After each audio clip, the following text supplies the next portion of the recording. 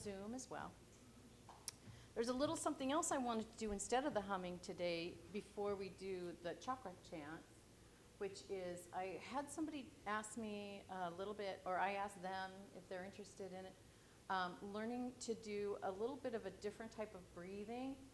And I learned it about 25 years ago from my yogi at an ashram in Sonoma.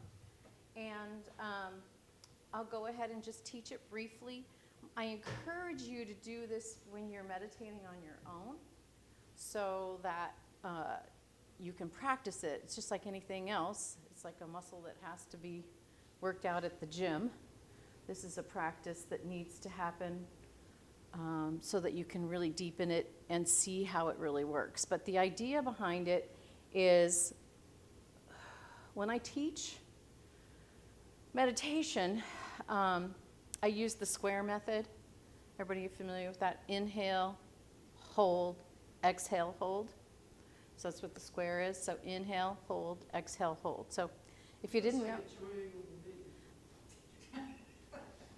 Inhale, hold, exhale, hold. Inhale, hold, exhale, hold. We don't do this here.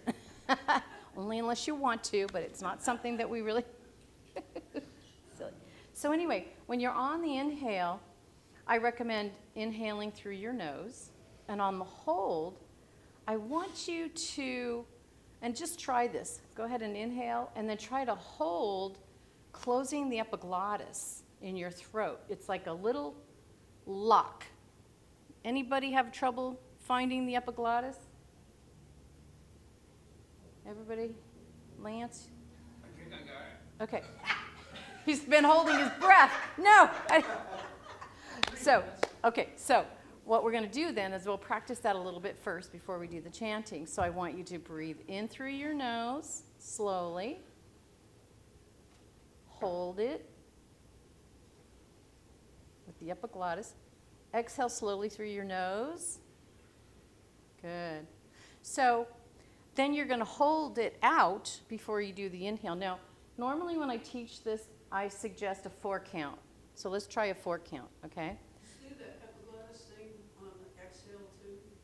Well, what I do to really slow the exhale, because I can do a very long, sustained exhale between the diaphragm and, so what I do is, I don't know, this probably isn't for the room, huh? Oh, it's doing something. But I wanted you guys to hear me. So let's all be really quiet. I'm going to inhale.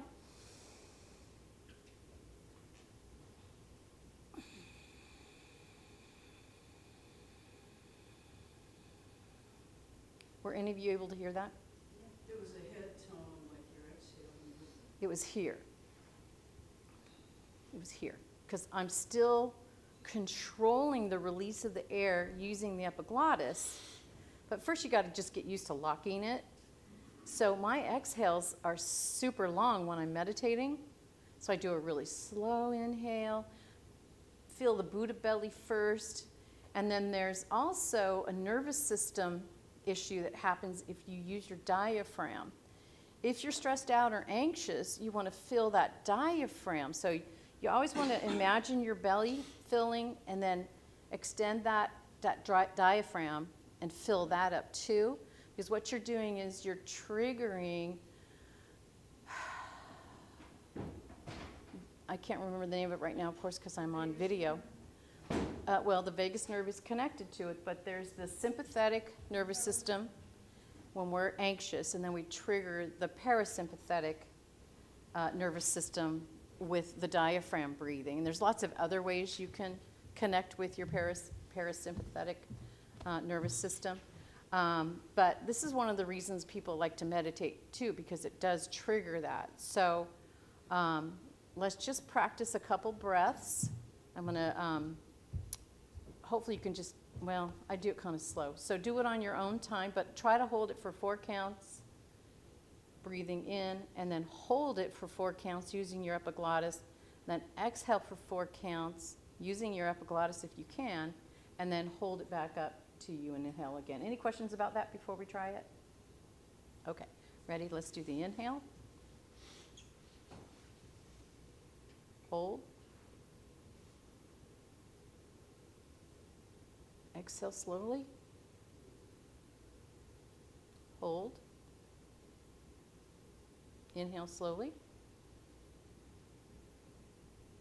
Hold.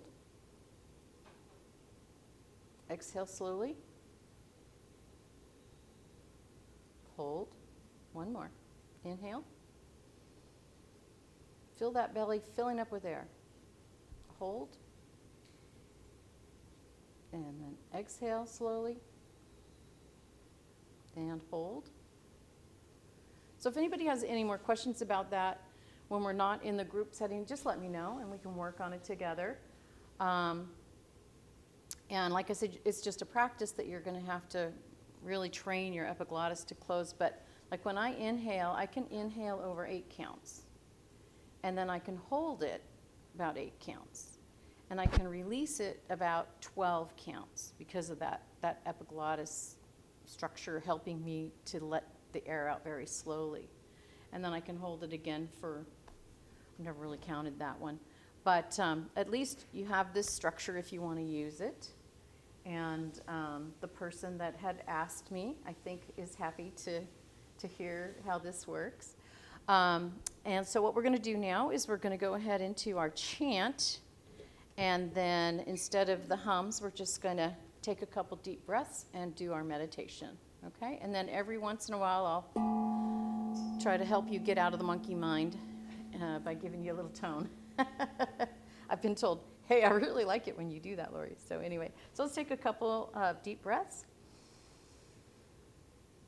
And again, I want you to really focus on the part of the body that your chakra is in that we're working on, okay?